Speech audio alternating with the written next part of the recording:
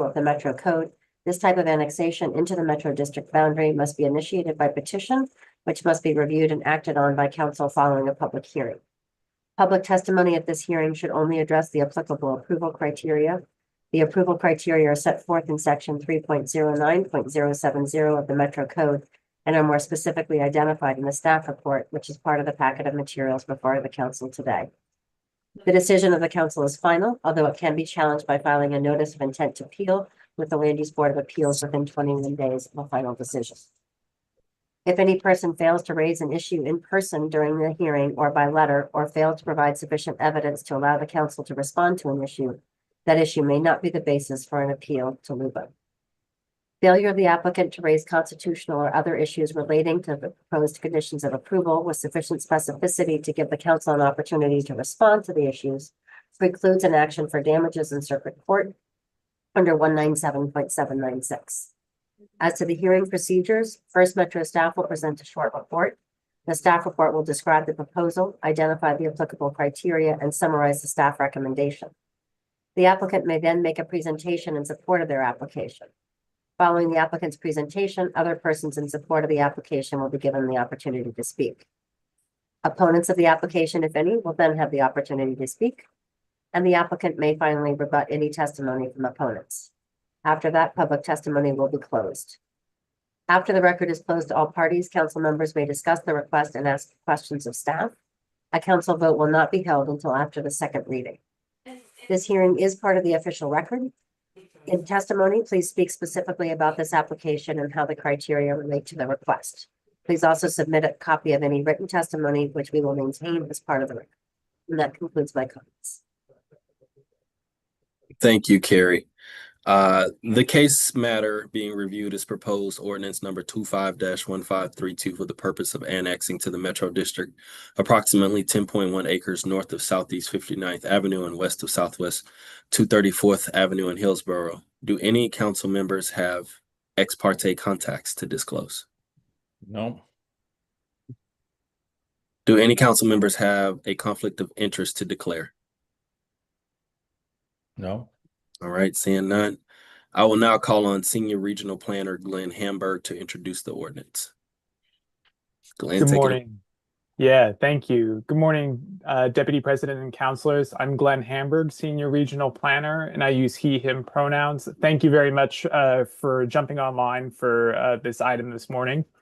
The proposal, as was stated before you, is to annex to the district boundary approximately 10.1 acres of land in Hillsborough. The territory is comprised of 2 tax lots located at the north end of the stubbed Southeast 59th Avenue, west of 234th Avenue. That's Southeast Century Boulevard. The subject territory is adjacent to existing residential development and to the reserve golf course. The applicant here is Planning and Land Design LLC. So the criteria for annexation to the Metro District boundary are in Metro Code subsection 3.09.070 sub E. And those approval criteria are that the territory be within the UGB, that the territory be subject to measures that prevent its urbanization until the territory is annexed to a city or to service districts that will provide the necessary urban services for its development. And then 3, that the proposal be consistent with any applicable cooperative or urban services agreements that are adopted pursuant to statute and to any concept plan. As outlined in the staff report in the packet, this application meets all of that criteria for annexation. The territory was added to the UGB back in 2002 with the adoption of Metro Ordinance 02-969B. The territory has already been annexed to the city of Hillsborough with local ordinance number 6497. And the subject territory has been planned for urban residential land uses. It's therefore not subject to any reserve concept plan.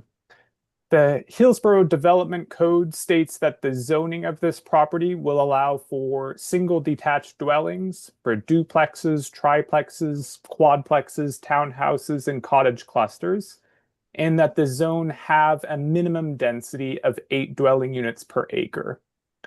Water, parks, and fire service supporting any new development of the property would be provided by the city of Hillsborough, with sewer service provided by the city and clean water services. The proposal is not inconsistent with any adopted cooperative or urban service agreement. Owners of the subject territory have consented to this proposed annexation, and notice of the proposal has been published in the Oregonian, posted on site, and mailed to owners of nearby property and to other interested parties. Staff have received no comments on the proposal, either for or against. So, having found that the application satisfies all of the relevant approval criteria, staff recommends approval of the ordinance number 25-1532, but I'm happy to answer any questions you might have. Thank you, Glenn. Counselor Rosenthal. Yeah, just a quick question, Glenn. Thank you, as usual, for your concise and thorough report. On the northeast boundary, where it shows the boundary of the annexation, is there underlying that line? Are those two parcels, or does it cut across a larger parcel? You can't tell from the map. I'm going to pull open the map that maybe would have been sent to your. So, in a map that would have been sent with the council notification for this proposal, the subject territory is cross-hatched and in purple. And Correct. There's a line kind of cutting through it that divides the two tax lots that comprise the overall subject 10.1 acres. Is that the line that you're referring to? No, on the most northeast line, is that overlying a tax lot boundary, or does that line cut across a larger tax lot? The latter. There are 1, 2, 3, 4, 5 tax lots to the north and northeast that are outside of the urban growth boundary, or one of them is partly inside of the urban growth boundary and still outside of the metro district. Is that clear? Yeah, I sort of. I'm happy to. Well, I just was wondering whether that north boundary is overlying a tax lot boundary. In other words, there's a sort of a pentagonal. It looks like a big pentagonal piece, and I'm just wondering if that's 2 tax lots or 1. If it's possible, I could share my screen with this map, and just to be clear, I think that pentagonal tax lot with the arrow on it, that's to the north, that I think that you're thinking about. Yeah. The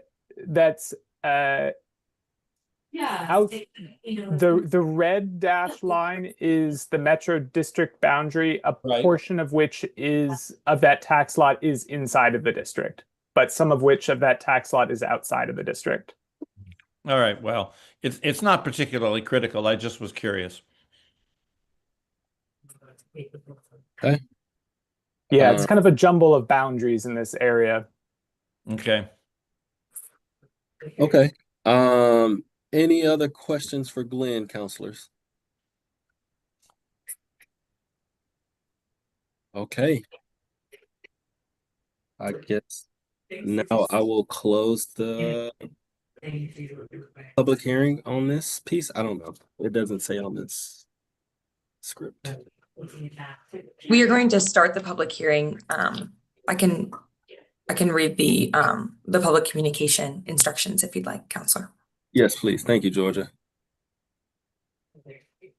If you have not done so in advance, please sign up to testify on ordinance number 25-1532 by using the raise hand function in the reactions or more menu, or by dialing *9. When it is your turn to testify, I'll call your name or phone number. For those on Zoom, click accept to be promoted to a panelist. Your Zoom window will close briefly before you rejoin as a panelist. You can turn on your camera if you like. Testimony is limited to 3 minutes, and the timer begins when you begin speaking. Please state your name for the record before testifying. You do not need to give your physical address. And Deputy Council President Simpson, I have not had anyone sign up to testify in advance, and I do not see anyone in the audience. Okay. So Counselor Simpson, just because this is in the script, I'd recommend that probably we close the public hearing and you just announce that at the end of my speaking here, if no one else raises their hand and asks to testify. make clear that the public record, the public, hearing has been closed. Okay, thank you, Carrie. The public hearing is now closed. And thank you, Glenn. Thank you all very much. Thank you. Okay, moving on to, Counselor Simpson, if I may, Georgia, perhaps you could just note for the record when the second hearing and vote on this matter will take place. It doesn't appear to be before Counselor Simpson today. Absolutely. The second reading, council consideration and vote are scheduled for July 31st, 2025. thank you. Okay, we got all that covered, Carrie. We're good to go. All right. You are. Moving on to 4.1.1 public hearing for ordinance number 25-1532. I will now open the public hearing on ordinance number 25-1532. Georgia, will you please describe to the audience our procedures for the public hearings? Hi, Counselor. I apologize for the confusion in the script. I think that we just did that. And so it's now closed, and then we're just going to move on to COO communications. Yes. The numbering was inaccurate. I apologize. The numbers, yes, thank you. Yes, sorry. This is the worst one to date. COO Madrigal updates, communications, sorry. Thank you, Deputy President Simpson. I do not have any updates for you today. All right, Counselor Communications.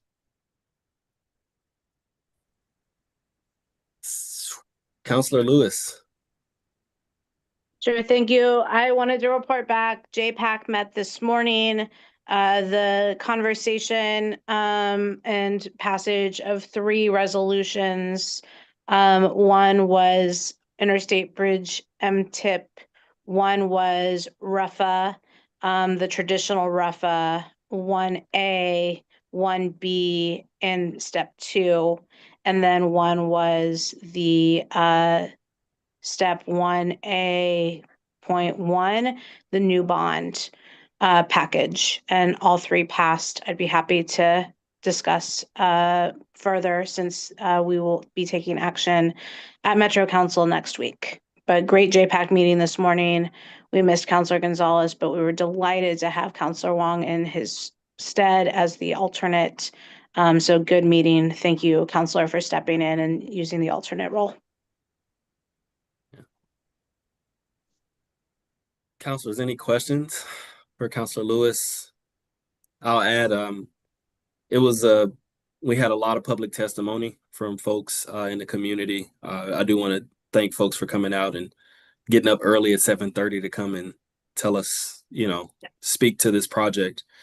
It has moved forward, and I hope that this is a clear signal that, like, as we move forward in this region, we can get big things done. We can get mega projects done, but we can do it in a right way. And so and my hat goes off to Counselor Lewis this morning for facilitating and getting us through those major votes. And I'll leave it at that. Counselor Rosenthal. Yeah, I just want to add one sort of minor point. Some of the projects that were approved, including a range of projects throughout the region, including some in Washington County. And the mayor of Beaverton noted that she was particularly pleased that the community involvement and community input, which included some of those, I believe, the overcrossing of 26 and another project in Tigard, rated high on the community involvement scale and were included in the bonding projects under the RIFA. And she was particularly pleased and gave Metro some credit for moving that forward. That was at the WCCC on Monday. All right. Any other discussion or communications? Okay, seeing no further discussion, the council meeting is adjourned. Our next regular meeting is scheduled for Tuesday, July 22nd, 2025 at 10:30 a.m.